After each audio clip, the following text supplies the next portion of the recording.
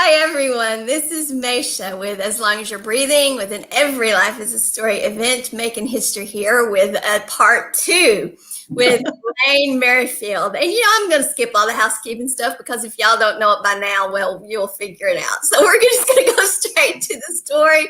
We're glad to have you and get my attention if you're here with us, because we certainly want to answer your questions. And if you're watching the replay, thank you for being here.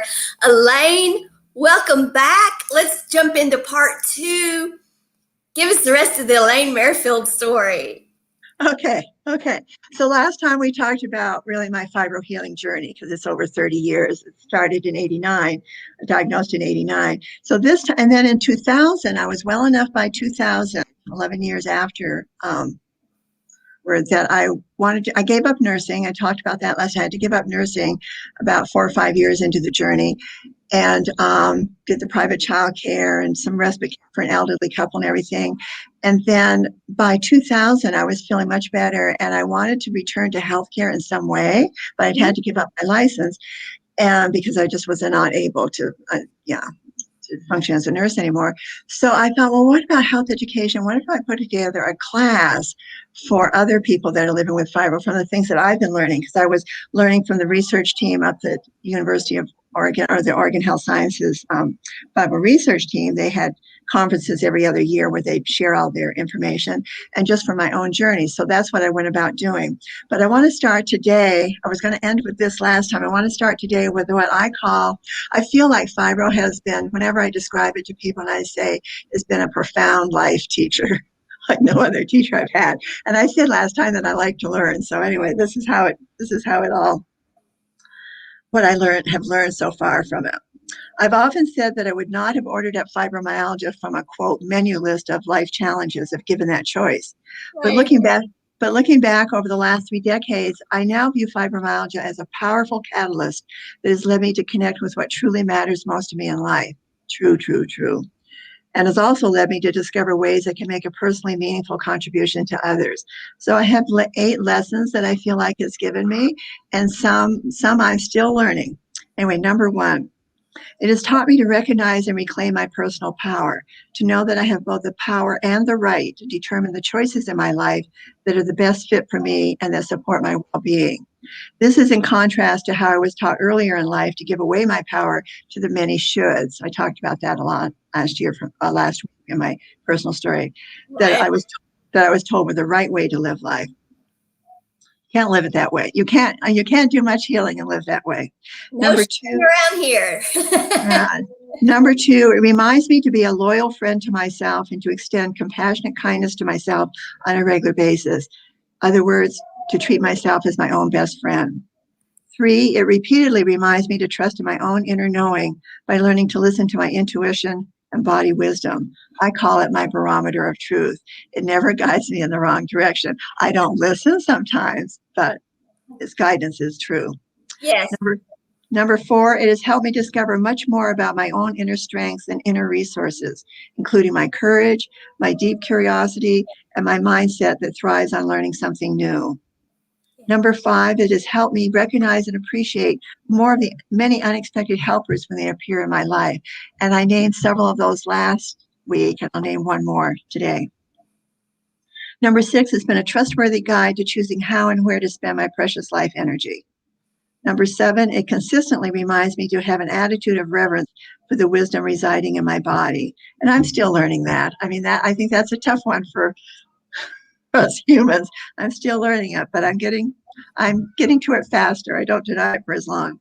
And number 8, it repeatedly reminds me of the value of developing both patience and trust in life. And that one, I always say to people, I'll be working on that one till the last day. It's been a powerful teacher and has delivered me some big challenges to navigate at times. But through this experience, I've also learned that none of these has the power to diminish who I am at my core. Because now I know at my core, I'm connected with the energy of the source of life itself. And it truly has taught me that. Okay, so I want to share a book. In fact, there's a couple other books I'll share later. But this book, I came out in 2018, How Healing Works by Dr. Dr. Wayne Jonas. And I'd like to let people know about it. I checked this morning and I bought it online when it came out, but it's in the library locally in Portland. So it's probably in the library other places. And this is a guy who's done a lot of research. He has a background where he was the head of the research area at NIH, National Institute of Health, around alternative therapy. He was involved. Was a retired lieutenant colonel, family physician. He also headed up research with Walter Reed Institute. Mm-hmm. So he's got the science background, but he talks about a lot of other areas of our life that have an impact on our healing, like our mindset. And he gives examples about, patients that he's had that wanted to try a certain treatment for their particular, disease that they had. And he thought, oh, this isn't going to work. But they were insistent they want to try it, and it worked for them. So he talks a lot about meaning, about what meaning we give to our experiences with illness, and where we get our purpose and meaning in life. He also relates about his wife's journey with cancer and what he thought was right for her. She said, no, no, no. And she kind of set him straight with it. So he learned through that. So he's pretty humble. He has an interesting background, a lot of research and a lot of experiences. But I think it's just a good book to expose people to just a much wider viewpoint about what healing is. I wanted to pass that on to people. So part 2, I'm calling Creating Meaning Out of My Experiences and Giving Back Through Supporting Others. And my vision since 2000, when I started working and supporting others living with fibromyalgia, is to hopefully help shorten and lighten the journey to healing for others who are dealing with similar health challenges, and to support them in experiencing empowerment in the face of physical health challenges. That's very important to me, because I feel like our traditional healthcare system, by and large, there's exceptions, but by and large, it doesn't encourage or teach us about empowerment in the face of physical illness. And I think that's such an important part of healing. So I'll just give you a little sketch about my healthcare background. I was a nurse for 20 years. And, again, like I said last week, when I put this together, you look back over your history, you see all these connecting points, and you see kind of this path that you were on before you realize that you're on the path. But I graduated from school in Vermont, and then my first job was at MD Anderson Cancer Hospital Institute in Houston. And one of my jobs was teaching patients. I was on a surgery unit, soft tissue tumors. And so we had people on the unit that had to have colostomies. We had, colon cancers. And one of my jobs was to teach these patients their self-care around care of their colostomy. And they had this was in the late 60s, they had a very progressive attitude at MD Anderson. And they got people involved 2 or 3 days post-op in their self-care. I mean, it was just, but they did it. They did it. Yeah. Yeah. And they took patients, they only took patients that they thought they could help. And they took patients from all over the United States. But so, I think back to that, it used to give me a lot of satisfaction. I can remember this one particular older man in general, helping him with his colostomy care. He's got 3 days post-op, and it was so important for me to help him feel like he had the ability to do it. So it's like that empowerment in relation to healthcare has been, I see like I went back to the very beginning. So I only spent about 4.5 years in hospitals. I was a year down in Houston, didn't like the climate, moved here to Oregon and worked up at the University Hospital for another 3.5 years. But physical care was not really my thing, really mental, emotional care of people. Is my microphone working? It kind of froze up. So like the last sentence or two, could you repeat? Yeah, so I was only 4.5 years in hospitals, and then knew that I wanted to do something else. So I went back to school for a degree, and I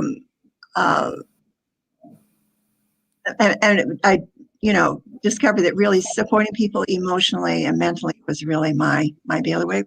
So I've worked in alcohol treatment. I've worked as an occupational health consultant at one point in my early 30s. I was hired by workers' compensation insurance company, and I went in teaching in industries all in the 4 states of the Northwest region.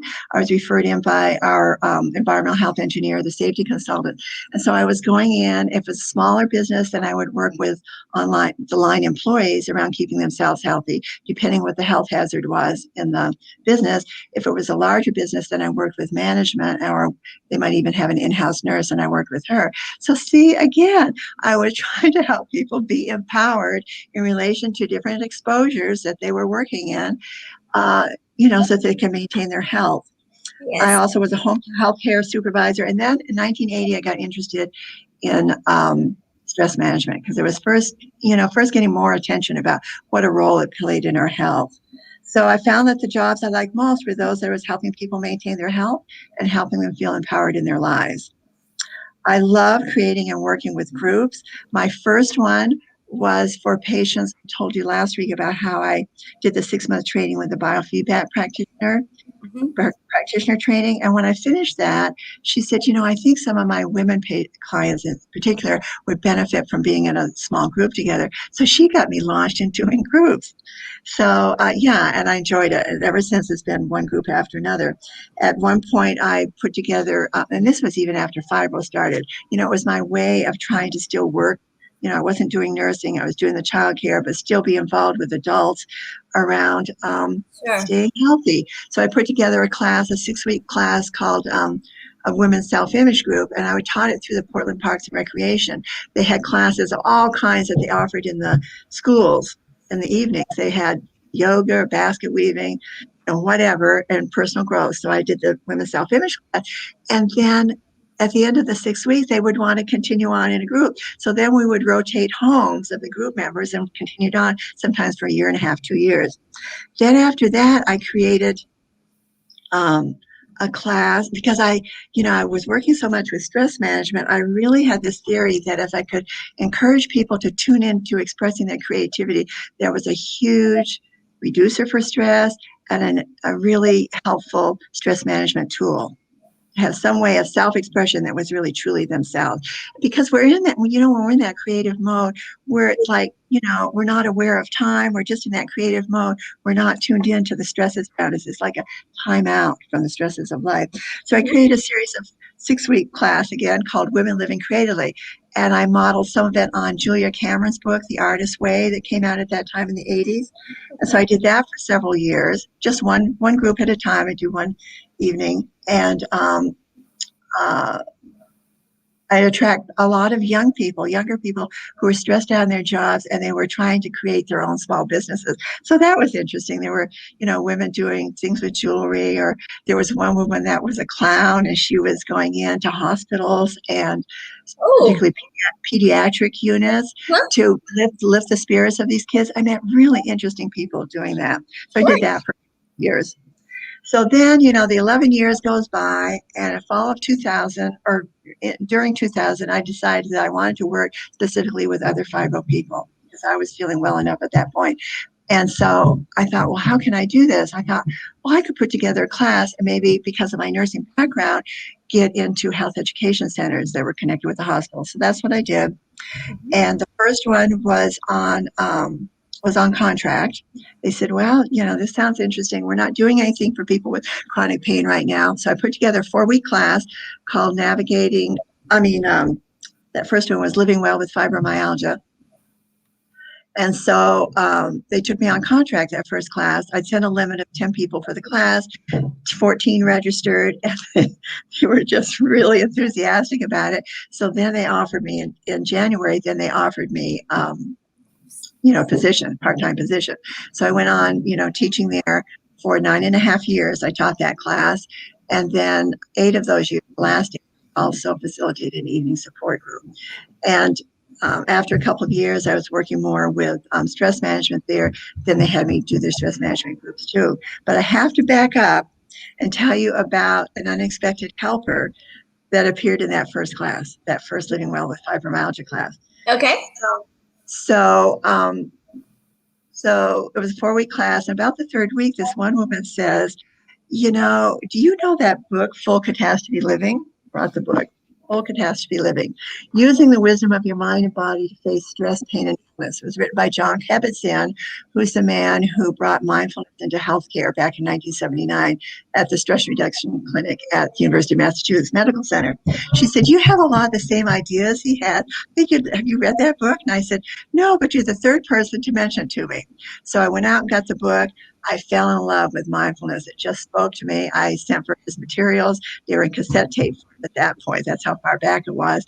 And I've been studying and practicing ever since. I call it now my foundational piece, because not only have I used it for calming the stress response in my body, but more importantly, I already had some tools around that. More importantly, it helped me learn that I could relate to my thoughts in new ways. I didn't have to be, as he calls, hijacked by every thought that went through my mind, that I could be an observer of my thoughts and choose what thoughts that I wanted to focus on and which that I honored because they were there, but had ways of letting them go. So she was an incredible helper that appeared as a participant in my first class. I mean, it blows my mind now how people show up in your life and you don't even know. No, we don't. It is. And I don't believe in coincidences either. No, I don't either. I don't either at this point in time. But what a gift she gave me.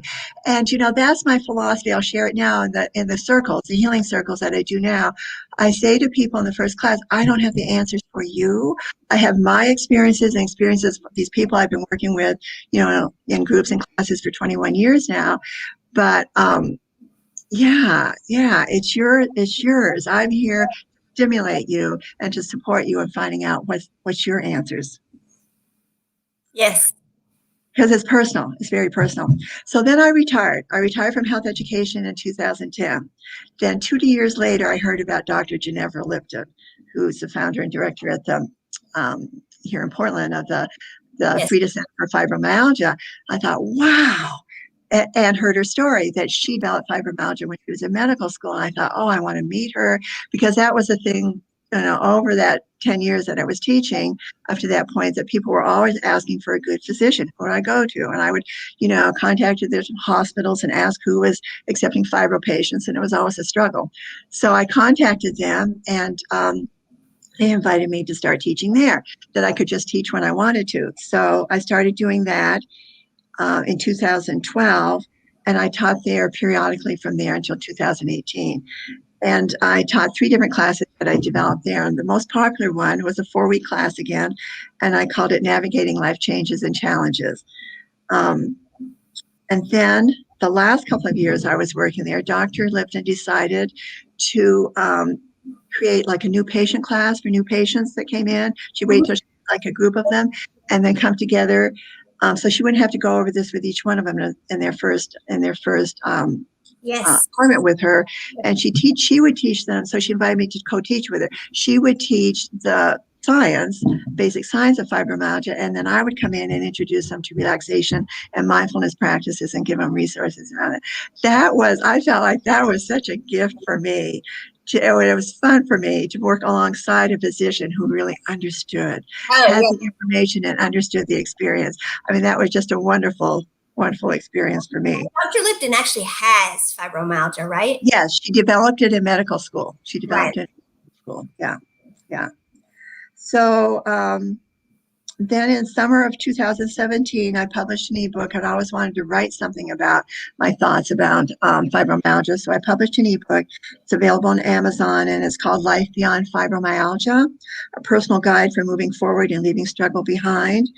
And it's around validating people's experiences, around feeling vulnerable and not feeling understood, information around helping them feel more empowered too, and the power of mindset again, and introduces them to some simple little ways of incorporating mindfulness in daily life just throughout the course of your day, and also resources at the end of the book around resources where they can learn more about mindfulness practices and other things related to fibromyalgia.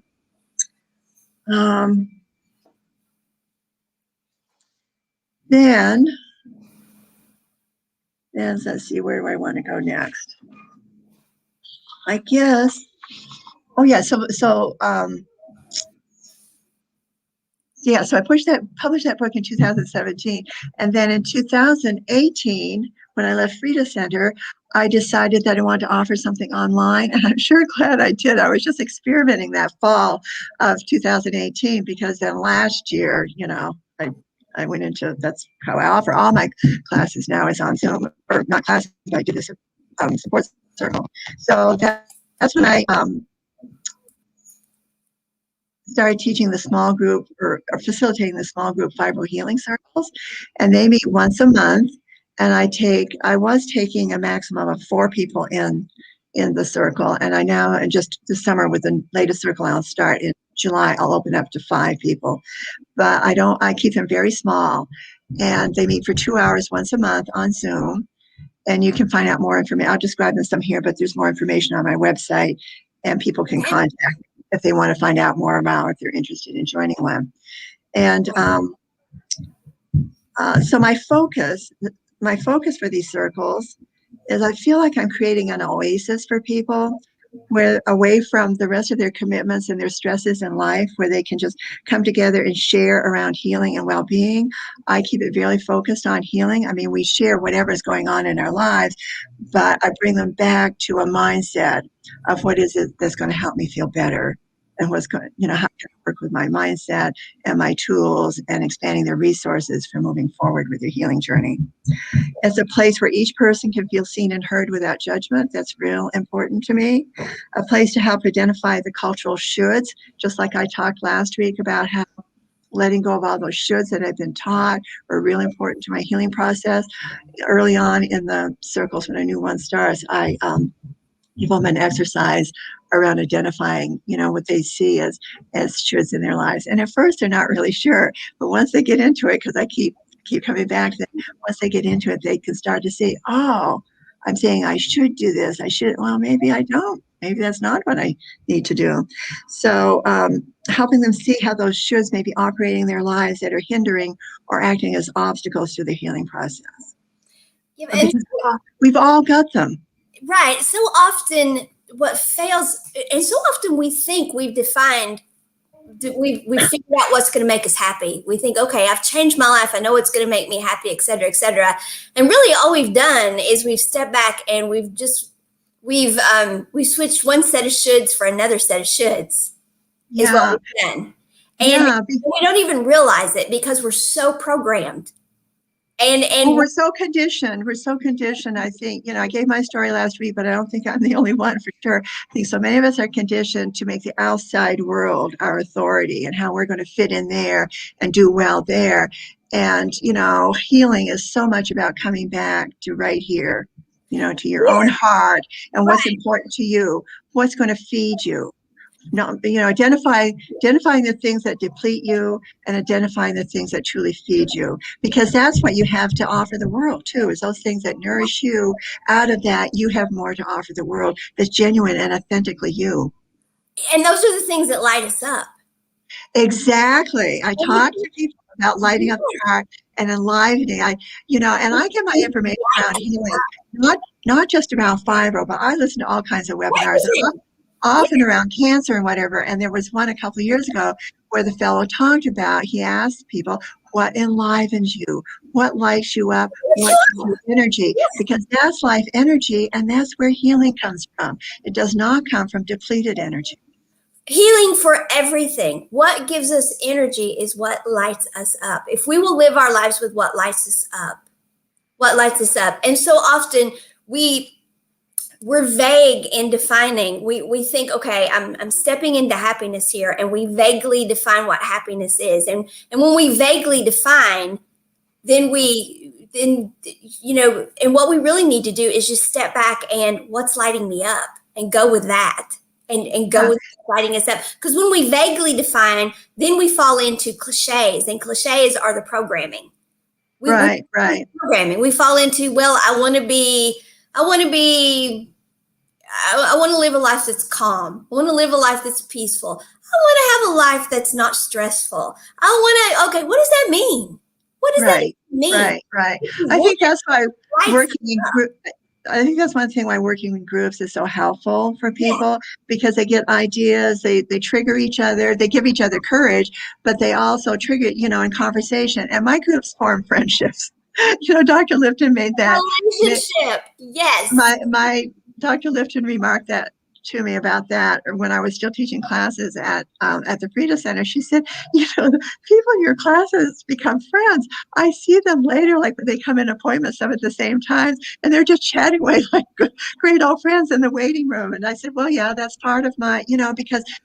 And why I call this a circle, what I facilitate now, I used to call it a support group when I was at the Health Education Center. I call them Fibro Circles now, and I keep them small because we're all learning from each other. That's incredibly powerful, because we all come from different backgrounds, and we're bringing so many background experiences and tools and resources to share with each other. It's much more than just one person trying to figure it out on their own. And because we really can't. When we isolate ourselves, and we do that, we tend to isolate ourselves. And when we isolate ourselves and make ourselves an island unto ourselves, that doesn't work. We have to first relationship with self, and then relationship with others. And that is where we will get lit up, because things will trigger in us and we're like, ooh, that lights me up. That starts identifying what lights us up. And that moves us along our path, down our timeline, because when we isolate ourselves, we get stuck. Oh, yeah, because you just got the same old energy going round and round and round, Not a positive energy loop anymore. There's nothing positive feeding into it. So we have to keep moving. Yeah. I love what you do with the circles. Yeah. Oh, thank you. So also in the circles, I consider a place to practice present moment awareness. I expose them to this, and I always start with a meditation at the beginning of the circle, because it brings our focus. So I want to gather our focus into right here, right now. Let go of what happened an hour before you came to circle. Let go of what you're going to do when you leave here, so that we have really, fruitful time together. A place where members are consistently encouraged to replace self-criticism with self-kindness and self-compassion, and I guide them through practices around that. That's really, really important to me. I would say probably the last 8 or 10 years has been a big part of my own self-care, and I just love modeling and mentoring others around that, because that's something, again, that most of us have been conditioned to critique ourselves more than to have compassion for ourselves. And out of that comes a different type of action too. The action that comes out of that is based very differently than that's coming out of self-criticism. No kidding. Absolutely. Absolutely. And then I see it as a place of support in navigating the dance of acceptance. We come around to that periodically. We'll get into a conversation about acceptance, because that's an ongoing thing we're dealing with. A place for sharing resources. I mean, it's fantastic that, these folks, I bring a certain amount of resources or new things that I'm learning, but they're very willing. And, I've had a couple of bloggers in my groups coming in with lots of resources, and they're very generous in sharing them around the circle. And then a place to help identify and acknowledge the incremental steps, because the healing is in incremental steps. We don't go from here way over to there, in 1 week's time.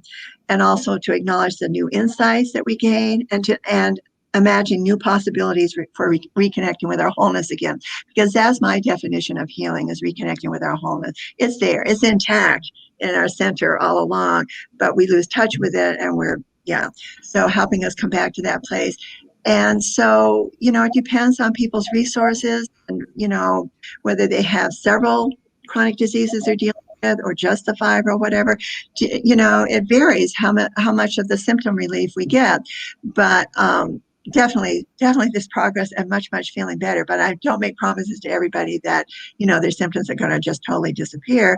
But it's around moving back to that wholeness and having much more balance and harmony, so you feel much better. And I do have a new circle that begins in July. I will take 5 people in it, and there's 2 people signed up already, so I have 3 openings for that. So if you want to learn about that, will you be placing my website link with this? We will absolutely put it in the comments. So yeah, we will put it in the comments there, and your ad for it. If you want to run the ad on the page, we'll run your ad on the page. We'll promote you any way you want to be promoted, Elaine. Well, I just want to let people know People. about it, that Yeah. they can contact me from my website, which is navigatinglifewithfibro.com.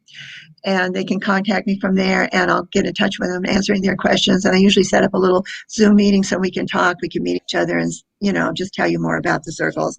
And then also you can just message me from my Facebook page, which is facebook.com/navigatinglifewithfibro. So either of those ways you can contact me. I'm going to just share, I'm going to share 2 or 3 comments from some people I have in groups right now Okay. about what they see the benefit. I asked them if they would do this for me, so they did. Full disclosure here, full disclosure. We're so bad about that. Full disclosure. I'm always telling people, listen, not all of these ideas are original. They're not all mine. I do that with songwriting too. I'm like, listen, the way I write songs is I listen to tons and tons of music, and then I get, especially for the tunes, because you get to where you have the same tune in your head all the time. So I have to listen to tons and tons of music. So full disclosure. Okay, so this is from a woman in North Dakota. I love that I've attracted people from outside the country too. I had one woman last year that was in Belgium, and I have a woman now that's been with me for some time that's in Mexico. It just adds to the richness of the group. This woman's in North Dakota. I'm so thankful to have found Elaine support circles. To interact with others that readily understand chronic pain has been so helpful, especially when you can do it from home. Elaine brings expertise, insightful strategies, and practices which have helped in managing my fibromyalgia. If you are searching for a way to lift yourself up and feel understood, you've found it. I love that. Oh, that's great. Yeah. Yeah, this woman is in New Hampshire. This woman, she says, Elaine is warm, compassionate, and perceptive, and her healing circles have been invaluable for the support, insights, and resources to guide me in my journey toward healing. I now have a place where I feel a bond of friendship and understanding that I do not experience in other areas of my life. And they do. They just develop this closeness pretty rapidly. I always ask when they join up. I ask for a 6-month commitment because I say it can take that long to, for a group to gel. But by and large, they gel much faster than that. This is from a woman in Mexico. She said, I like coming to this meeting. She said, well, she's been with me for a while and she just loves the meetings. She said, and finally, I understand the meaning of being present from, the work that we do, which, So important. So yeah, important. yeah. I'll share one more here. Did I bring one? I thought I brought one more. I guess I didn't. I must have left it somewhere. So talking about the rest of my work of giving back besides the circles, in 2019, because my hobby, one of my main creative expressions is photography. Got my first camera when I was 12, and it's been my best friend over and over and over through the years. So I wanted to create something tangible for folks. And so in 2019, I decided to do something with my photography, and I created what I call these healing message cards. They're postcard size. Mm-hmm. And there's 36 in a set. And on one side is a healing message. And on the other side is different photos. And so those are available on my website if anybody's interested in those. And I created them as a portable support tool. Some people have told me they carry in their purses. They'll carry one. One woman has brought them to her workplace and she'll put them up on her desk just so that she can connect with herself, and her priorities throughout the day to have that tangible reminder. So among the messages, among the 36, there's 19 that offer self-care suggestions and small little doable action steps for daily life. There's 9 that are simple mindful awareness practices for calming mind and body, kind of guide you through it. And then there's 8 that pose reflection questions to help you prioritize your needs and resources. So that's the content. But I also include 4 blank cards because I really encourage people to create their own as they go through this journey and they identify, for me, words and messages are both really important to me. They have a lot of power. So there's times that, I really love quotes. I'll put up a certain quote, on my bathroom mirror or by my bedside stand, that'll guide me for a while. And different of my photos I'll have on my bedside stand to speak to support me. So last year, I had planned an in-person workshop to bring people together so they could create their own healing messages because I like lots and lots of images to share with them. And I had it all firmed up the end of February to be in May during Fibro Awareness Month. And then in March, COVID arrived, so we didn't get to have it. But I still encourage people on, they can create their own little collages on that one side, or a photo, or a drawing, or, a picture, whatever. But I really encourage people to create their own too. I want to share a couple with you just to give you an idea what they are. Yeah. This first one is it's a picture from my garden. That's one of my hobbies and creative things too, is container gardening anymore. I don't get down on the ground. And this is a picture of my, get it straight, healing There you go. my bleeding heart plant. And this one I call Open Your Heart to Yourself. You are always enough and always deserving simply because you are alive. Part of healing is the realization of your innate value and worth as a human being. This cannot be altered by any of the life challenges that you may encounter. You have the innate right to treat yourself with kindness and caring at all times. Explore messages of self-kindness. And then I guide them through one of the things that I do with them sometimes in group. Place one or both hands over your heart area and gently speak to your own heart with words of caring and compassion. And they can create their own words about this. I just give them some examples. May I remember to be kind to myself today. I often start my day that way. Or if I'm having a more challenging day, more stressful day, then I'll come back to that and just connect with myself and offer myself some kindness during the day. I often say, I will take good care of you today, or I'm here for you today. So they're reminders, just to remind them about some self-care things through the day. I'm going to share one other one. These are a picture of the steps from the Japanese garden, which is my favorite place in Portland. And this one is called Journey of Many Small Steps, because we get in a hurry. We get in a hurry. I have another one around patience and pacing. So this is just to remind us, that this is in steps. We humans don't generally leap from here to there in one giant step. We're making big life changes. A journey of healing usually involves a series of small incremental steps of change. With time and patience, you will notice that these seemingly small steps have a cumulative effect and are helping create more ease in your body. The journey to healing may or may not eliminate all of your body's symptoms, but it can surely lead to a place of feeling better and feeling whole again.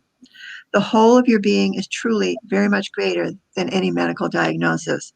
Take one small step in the direction of healing that feels most doable for you this week. So that kind of just gives you an idea of what the content is, what they are. And I think amazing. I think that I'm ready to wrap up here with a quote. With a quote. And this has been one that I've come back to over and over, over the years. And I found her book. It's from the book called Prospering Woman by Ruth Ross. And she was a marriage and family therapist. She's no longer alive, but I found it in 1983, so a few years before my injuries and before the fibro journey. But it just really spoke to me, this quote out of her book. And she worked a lot with she was marriage and family therapist, but she also taught in colleges and worked with young women around helping them find their power and feeling empowered. So that's probably why I felt a connection with her. But this quote, I read it in my groups and classes at times. We are not our feelings, although we have feelings. We are not our bodies, although we have bodies. We are not our minds, although we have minds. We are a center of consciousness designed to be self-aware. And I think that describes healing so much, awareness about who we really are, what feeds us, what depletes us, what lights us up, and what do we most want to share with others. Yeah. So that's my closing quote. I love that quote. I've come back to it repeatedly myself because it reminds me of my path, of the path that I want to follow. Yeah. Elaine, your story is just so amazing and so inspiring and so heartfelt and so genuine and so authentic. Oh, thank you. Well, it's just, I just wanted to feel better.